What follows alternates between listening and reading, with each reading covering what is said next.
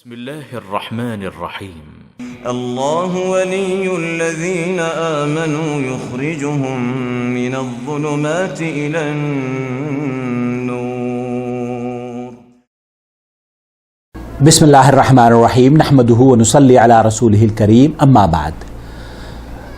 فتویٰ کمیٹی سے پوچھا جا رہا ہے کہ ایک ایسا شخص جس کی عقل صحیح طور پر کام نہ کرتی ہو، معدوم العقل ہو، اس کے بارے میں کیا حکم ہے روزے کے سلسلے میں. سوال آپ کی خدمت میں پیش کروں گا اور پھر اس کا جواب.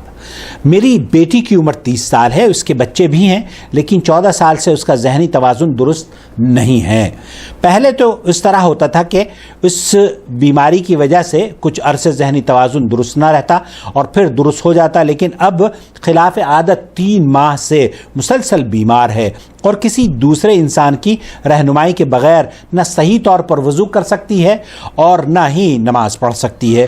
اس رمضان المبارک میں بھی اس نے صرف 1 روزہ رکھا اور وہ بھی صحیح طریقے سے نہیں رکھ پائی ہے اور باقی روزے بھی نہیں رکھے ہیں.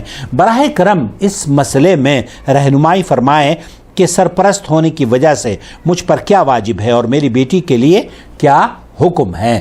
فتویٰ کمیٹی کا جواب آپ کی خدمت میں پیش کر رہا ہوں. اگر صورتحال اسی طرح ہے جیسے آپ نے ذکر کی ہے تو اس پر نماز واجب ہے نہ روزہ، جب تک کہ یہ اسی طرح مریض رہے. ادا لازم ہے نہ قضا، اور اس سلسلے میں آپ پر یہ لازم ہے کہ اس کی حفاظت اور نگہداشت کریں، کیونکہ آپ اس کے ولی ہیں اور نبی کریم صلی اللہ علیہ وسلم نے فرمایا کلکم راع وکلکم مسئول عن رعیتی. یہ صحیح بخاری کی حدیث ہے. تم میں سے ہر ایک نگہبان ہے، ذمہ دار ہے، اور اس سے اس کی رعایا کے بارے میں باز پرس ہوگی، اس کی ذمہ داری سے کے بارے میں اس سے سوال کیا جائے گا.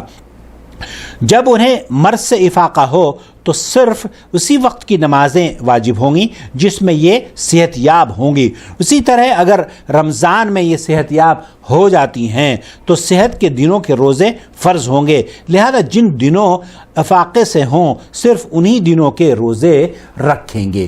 تو ایک ایسا شخص جو کہ جس کی عقل معدوم ہو یا مجنون کیفیت کا ہو یا ہوش حواس میں نہ رہتا ہو، اس پر نہ نماز اس پر فرض ہے اور نہ ہی اس پر روزے فرض ہیں، اور نہ ہی ان کے ورثاء پر یا کہ ایسے لوگوں پر، جیسے کہ انہوں نے بتایا کہ ان کی بیٹی کا تذکرہ کیا ہے. تو فتویٰ کمیٹی نے یہی کہا ہے کہ جب انہیں صحت یابی اللہ تعالیٰ صحت عطا فرما دے تو اس کے بعد جو روزے اور نماز وہ پڑھیں گی وہی فرض ہوں گے ان پر.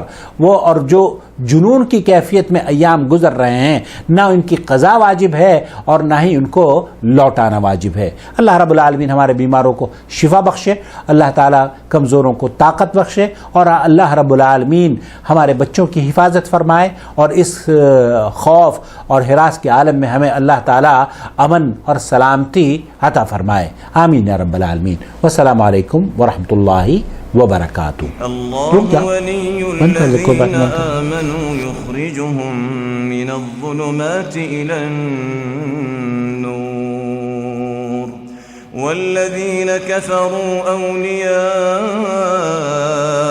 الطاغوت يخرجونهم من النور إلى الظلمات أولئك